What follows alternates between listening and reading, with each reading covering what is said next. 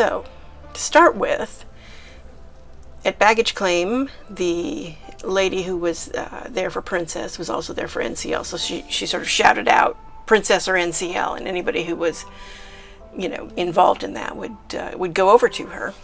And she had these luggage carts. And once you got your bags, you gave her your bags. She directed us to go to, it was the pillar that said 6H. Sort of go out of the baggage claim and walk down just, you know, a little ways. It wasn't very far at all. And wait there. And then eventually she said she was waiting for the luggage team who would just handle the luggage. And once they got there and took the luggage away, then she would join us at pillar 6H, and the bus would go there and we would all get on the bus. So we did that. Our luggage wasn't on the bus. They said it was all handled, which was a little disconcerting when you've handed someone your bags and you're like, okay, will I ever see them again? And so we get on the bus and we get over to berth 93, where they let us all off. So we walked over to the line, and the line was quite long. So also in the same area was the Norwegian Bliss, and you could see the line there was really long too. It was easily the length of the ship. And so the one thing this kind of really drove home was that cruising is back. So we waited in a pretty long line it was moving okay, but it was a long line.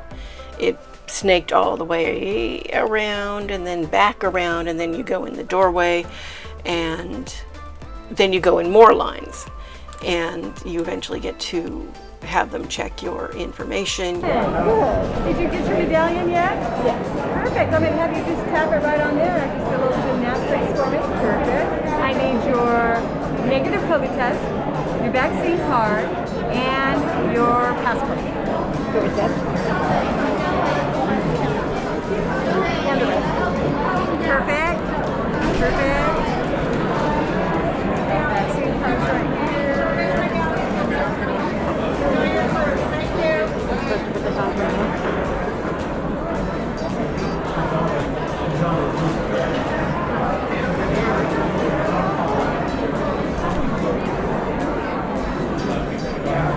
How easy was that, Suzanne? You're all set. Thank you. You can head right down that hall, right through security, and they're going to shuttle you to the ship, and you have a great time. Thanks. Bye-bye. So once you do that, then you walk out. So the lady tells me that you're gonna go through security and everything, and I go up to security, but there's no one there. There's no one manning it. There's the machines and everything, the scanners, and there's the metal detector you walk through, but there was no one there. So we all walked through carrying our bags and beeped and just kept going. It was kind of strange. And then they directed us out the doors, and you could see where you would normally be able to get on a ship, but of course there was no ship there, but you could see a really nice view of the bridge. And then you walk all the way to the other end of the building, and you go down the escalator or elevator, and then you're in another long snaking line to get onto a shuttle bus. And that one, again, it moved fairly quickly, but it was yet another line. There was an awful lot of standing in line. Then you get on the shuttle bus, and then finally we drove. It was probably about 6-7 minutes down the road, and we got to see Discovery. We got to drive up and see her as we drove the length of her, and went through security. This time they actually had us go through security, and then another line to go out and get onto the ship. And then finally we were off. So we got to get into berth 93's building. We got in that line at 12:34. And finally at 2:30 I was in my cabin listening to the safety video. Anyway, that's what the embarkation process was like this time.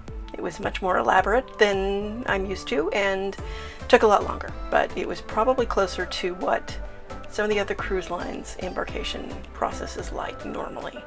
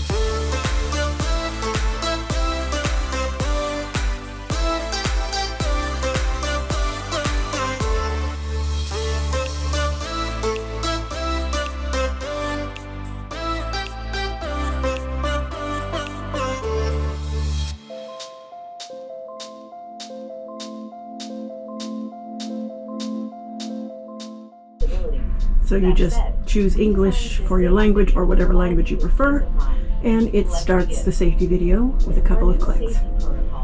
You need to do this before you go and visit your muster station. Or after, I guess. Hello. Lounge. This is my muster station. Perfect. Let's Please, give can it you a just scan. tap your medallion here? Thank you very much. We all said thank you. Thank you. Hey.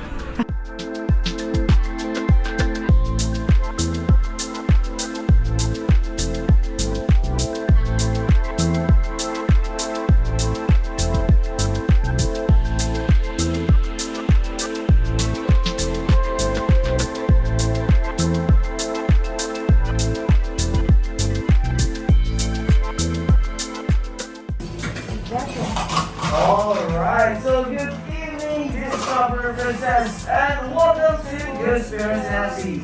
How's everybody doing today? Alright, so welcome to Good Spirit.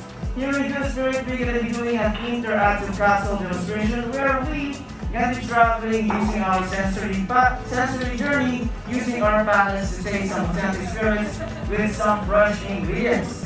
So I am Lou, the mixologist here in Discover Princess, and I have here my partner in crime, Miss Timmy, and outside I have Mr. Vivian serving your cocktails. I was looking around. So right now we have some QR codes in your table. You're going to be scanning to get the amazed with these destination-based cocktails, or if you want to see the real menu, just ask Mr. Vivian and you're going to be assisting.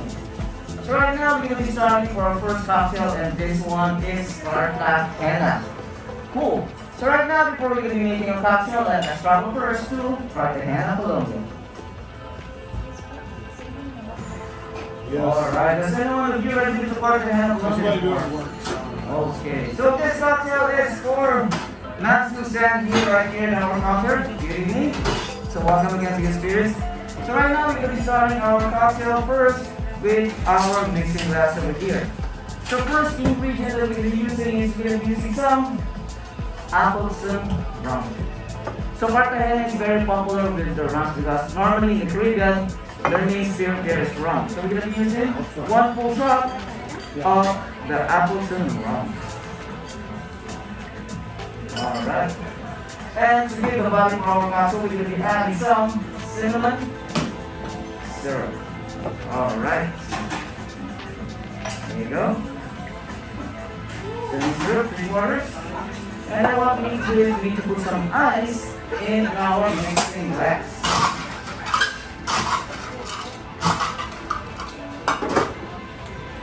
There we go.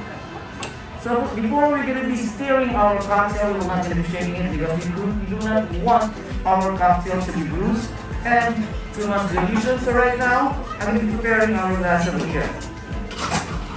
So we're going to be adding some special bitters over here. It's a combination of orange and chocolate bitters.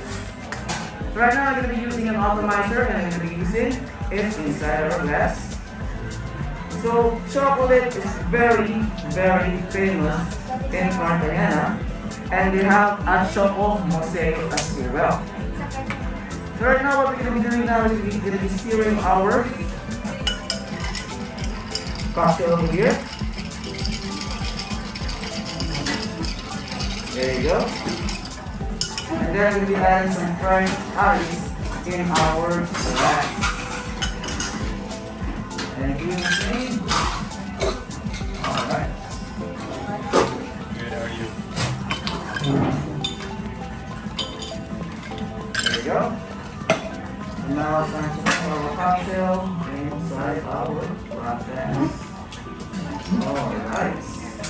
There you have it. And of course, it's not yet finished because we're going to be garnishing it with some fresh orange peel. Okay, alright. So your cocktail is finished on sound, and it's nice to you, the Cartagena inspired by Colombia. Cheers. Thank you. There you go, ma'am. Do enjoy. Cheers. Hi there.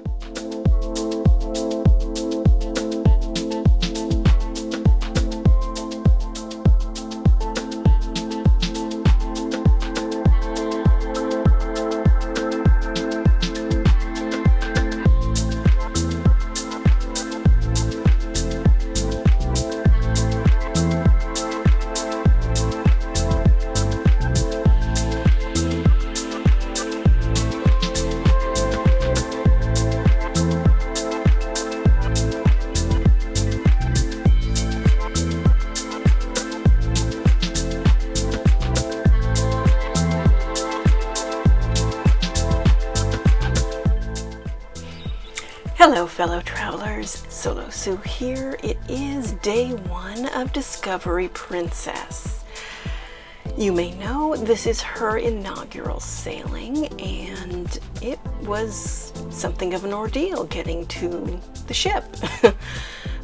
If you've been keeping up at all on where she is berthed in Los Angeles, she was actually in berth 50, but they had us go to berth 93 and go through the whole check-in process there. And then they shuttled us over to berth 50, and there we went through security, and then we got on the ship. So I had dinner at the Crown Grill. I was at the Good Spirits Bar, and a lady I met there named Mary told me that I should try their black and blue soup. It's a French onion soup using blue cheese, along with the other kinds of cheese. And it added something nice to it. I enjoyed that. And I also had the lobster, which was delicious, Maine lobster. And I had a chocolate trifle from their Chocolate Journeys menu, and it really was not what I expected. I'm used to a trifle actually being like layers of tasty bits in some kind of a little bowl or cup or something like that, but that's not what this was at all, and you'll see the pictures. It was what I call a one-biter. It was so rich that you can only take one bite and you're like, oh my god, I can't eat anymore. So it was very much like that for me. Plus, there was more dark chocolate than I thought there would be, and I'm really not a fan of dark chocolate. I bequeath my dark chocolate to the people who like it. Anyway, so that was the tastiness, and I have to work this trip, which is kind of a bummer, but what can you do? It was the only way I could get work to say it was okay for me to make, take time off and go on a cruise ship. So I've been counting on the Princess stellar Wi-Fi that I have seen on other ships, and I gotta say, I did an internet test and it was not up to snuff. So I'm going to be a little nervous about trying to do video calls tomorrow. We'll see how that goes. I'll let you know if it improves. The test I took was in the single megabits per second range for both up and download, and that is significantly less than it usually is. So hopefully it gets better. Oh, I did a tour of the spa, including the Enclave. I had never seen the Enclave before because they didn't have it on Enchanted Princess, or any of the other ships that I've been on. They did not have the Enclave. So that was quite exciting, and the price for a week of it here, unlimited use between 8 a.m. and 10 p.m. was $149. So I decided that was something I was going to do. I went and toured the sanctuary, but apparently it was already booked, and I had only been on the ship for a couple of hours. I'm told by Mary that there were 2 people ahead of her, and that the first person booked half of the loungers, and the second person took a bunch more of them. And so by the time she even got there, third in line, she was lucky to get one that was anywhere near where she wanted to have it. So yeah, it was completely booked by the time I got there, which was a couple hours later, and that's okay. I think I'll enjoy the Enclave this time instead of enjoying the sanctuary. I did the sanctuary in the last couple of ships, so somehow I'll manage. Okay, tomorrow is a sea day. We also have ducky time, and we'll see what kind of trouble we can get into. Solo Sue signing off.